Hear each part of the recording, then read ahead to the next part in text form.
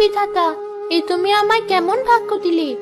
আজ রানী হয়েও আমায় ভিখারির মতো রাজ্য ছেড়ে বেরিয়ে আসতে হলো। এই জীবন যে আমার কিছুতেই রাখতে ইচ্ছে করছে না। এখন আমি কি করব, কোথায় যাব?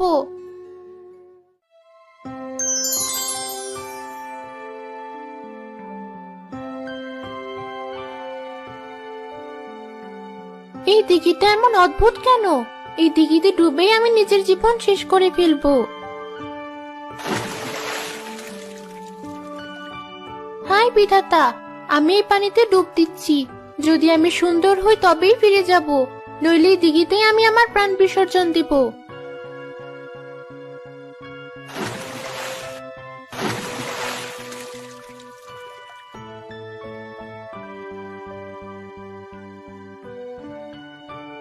এ কি? এ আমি কি দেখছি? আমি এত সুন্দর কি করে হলাম?